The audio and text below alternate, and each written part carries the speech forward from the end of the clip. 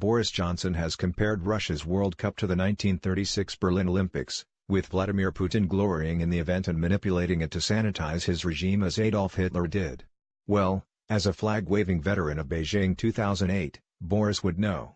While sport continues to deliver its biggest festivals to tyrannical governments such as China, Russia and Qatar, and while politicians continue to stand idly by when it suits them, the specter of 1936 will always linger. A former General Secretary of FIFA, Jerome Valcke, now disgraced, but aren't they all, admitted as much at a symposium 5 years ago. "Less democracy is sometimes better for organizing a World Cup," said Valcke.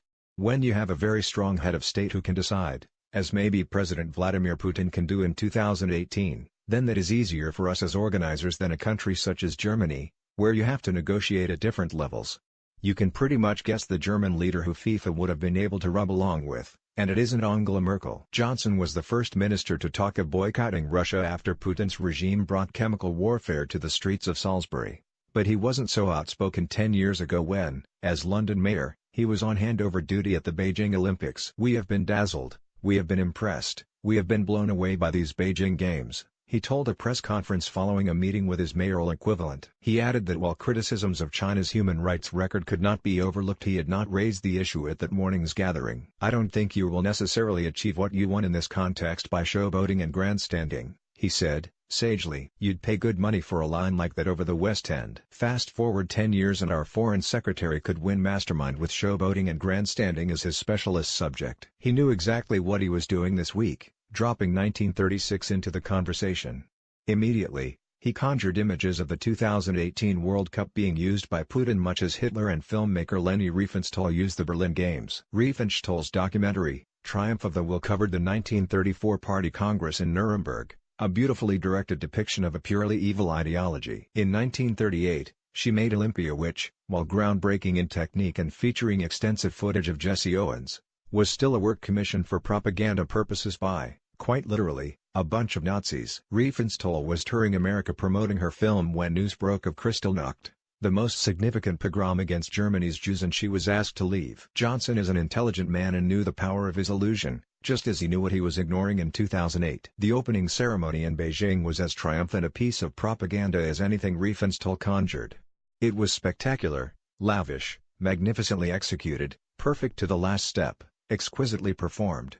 It was also achieved with the total subjugation of the participants. The 900 soldiers unrolling the scroll that was the centerpiece of the ceremony had to wear nappies, because they were forced to stay hidden for 7 hours and not even allowed a toilet break. The 3-minute umbrella dance required 6 months of training, for between 14 and 15 hours each day. The young girls auditioning had to be pretty, above 1.66 meters tall, and prepared to strip naked for the judges, who then measured their body proportions. Not only did Britain's political class have nothing to say about that, some even chided the skeptics. "You can get big headlines back home by slating the oppressive regime," said Tessa Joel, then Minister for the Olympics, "but there is a risk of going too far. Not now, it would seem. Now, no analogy is beyond bounds, no standing too grand, no show too boating." So, will England boycott? Probably not, because it costs money. There is a risk if England withdrew in isolation that FIFA would impose sanctions, including suspension and financial penalties. Exile from FIFA would not just take England out of the 2018 World Cup, but the 2019 Women's World Cup and the Under-17 and Under-20 World Cups, in which England are defending champions, due to take place next year. Suspension from FIFA could also exclude England from UEFA qualification from the 2020 European Championship, the final stages of which are to be held at Wembley, plus the World Cup in 2022. Where this would leave English clubs in European competition is also unknown. It could be that English suspension is limited to the national team, but UEFA club tournaments are also, strictly, under FIFA's remit. There would be hundreds of millions at stake were England forced out of the Champions League. That is after FIFA starts hitting the FA for liability costs regarding loss of revenue from commercial agreements. An automatic fine of £190,000 would be nowhere near the half of it.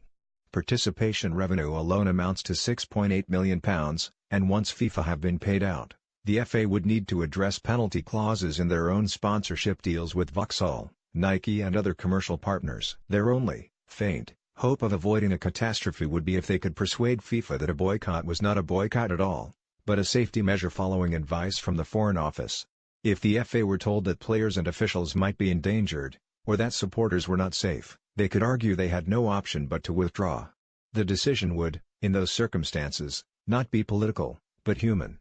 If fans faced harm following the team, better for the team not to travel. The problem is, the government might still want their boycott headlines. A grand, government-led gesture of defiance would play a lot better than an England team frightened to leave its own shores, under orders from civil servants. Can't see Johnson fronting up beneath that banner for the cameras. Meanwhile, on September 30th, 10 teams, 7 based in Britain, will contest the Russian Grand Prix in Sochi, watched by Putin from his personal box, this being his pet project. No mention of that from any politicians yet and no talk of boycotts.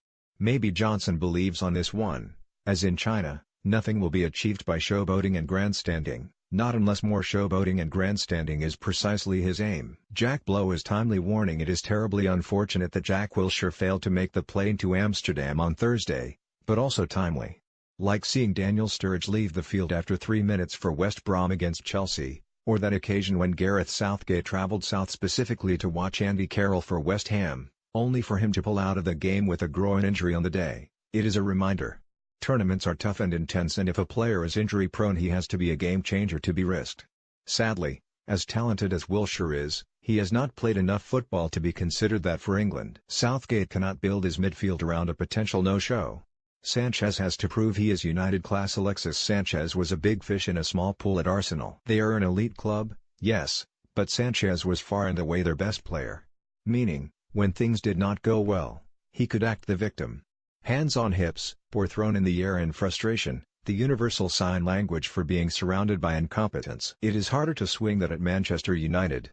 Now, Sanchez's teammates are players who would walk into Arsenal's team: Marcus Rashford, Romelu Lukaku, Juan Mata, Paul Pogba, Jesse Lingard, Anthony Martial, Nemanja Matic, even Marwan Fellaini. It may be a team in transition, as Jose Mourinho claims, but it is not one in which Sanchez can bemoan his misfortune or the shortcomings of others. He needs to prove himself a Manchester United player.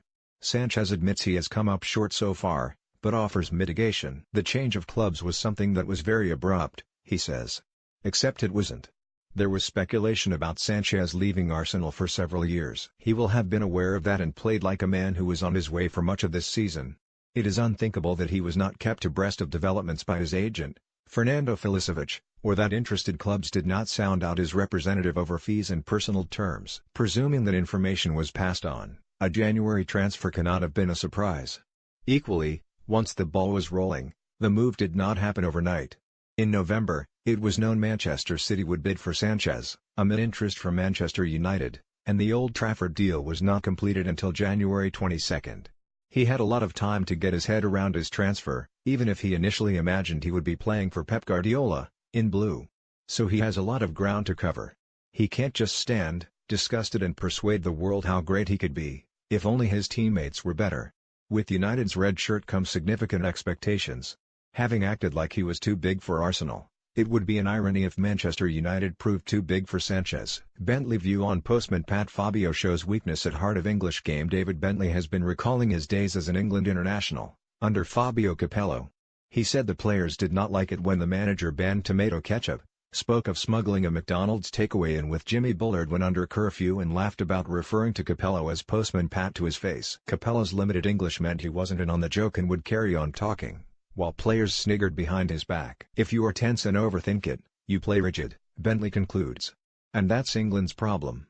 No. England's problem is that, given the chance to work with a coach who has won the Champions League, 5 Serie A titles and 2 La Liga titles, who was European Coach of the Year in 1994, Serie A Coach of the Year in 2005, who has been inducted into the Hall of Fame for both Italy and AC Milan, instead of receiving information and learning, England's chuckle-headed idiots preferred to gripe about fast food and sugar-laden condiments and make stupid jokes. Meaning they got their clock cleaned at the 2010 World Cup, not because they were too rigid, but because they couldn't master the basics of tactical organization that are second nature to teams like Germany. Yes, Capella did look a bit like Postman Pat, but England too often looked like a team with all the football knew of his black and white cat. And that's a lot more embarrassing. Strange that everyone seems so disappointed with Kevin Peterson's farewell to cricket. Having been portrayed as a supreme egotist throughout his career, he modestly retired with a single tweet: "Boots up, feet up, After making 7 for Quetta Gladiators in the Pakistan Super League in Sharjah. It wasn't just his supporters who were left wanting more. Even his critics appeared to miss the opportunity for a lap of honor, a last hurrah and a chance to say goodbye to one of the sport's greatest players. Yet had Peterson gone out like John Terry did at Chelsea, a staged withdrawal from the Stamford Bridge pitch in the 26th minute, milking every last moment, not a dry eye in the house, he would have been slaughtered, as Terry was. There really is no pleasing some people. Make Hammers feel at home or lose legacy of London 2012 drip by drip. The truth is emerging about the London Stadium, the incompetence, the cost and the reality of Britain's Olympic legacy. The London Assembly Budget Monitoring Committee heard this week that mistakes were made around the installation of the retractable seats. There is no suggestion we were negligent, but clearly we did get it wrong, said David Edmonds, former chairman of the London Legacy Development Corporation. The cost of this not at all negligent mistake? Roughly £8 million annually, when the seats need to be taken out for athletics and put back for the new football season. Neil Coleman, the LLDC's former vice-chairman, said that in retrospect the model used in Manchester after the Commonwealth Games, when the stadium was passed to Manchester City and converted for football purposes, would have been better. Thank the brains trust of Tessa Joel, Ken Livingstone and Lord Coe for that. They were the ones who insisted on an Olympic legacy and would not entertain the idea of a solely football-driven takeover. Yet football is the only sport that could consistently fill the stadium and make it viable, and even that future is threatened. With stadium operator E20 making the place so inhospitable for West Ham and its fans. And now to the final point. Edmonds admitted that the reason West Ham got such a good financial deal on the stadium was that they were the only game in town by the time it came to negotiations. Tottenham's proposal had been rejected. Leyton Orient's interest was a myth. It was West Ham, or nothing. West Ham, or empty. The whole process has been an utter shambles, and unless E20 start to make the place feel more like home for its anchor tenants, what tiny legacy remains could be lost. The politics needs to stop and the constructive solutions need to start. This is a national scandal and the size and scale of it is only just emerging. On recent tours, it has been discovered that England's cricketers can't play against spin bowling, can't play against fast bowling and now, apparently, can't play against swing bowling either. Unless the ECB finds a country that bowls underarm, there aren't really many places to go.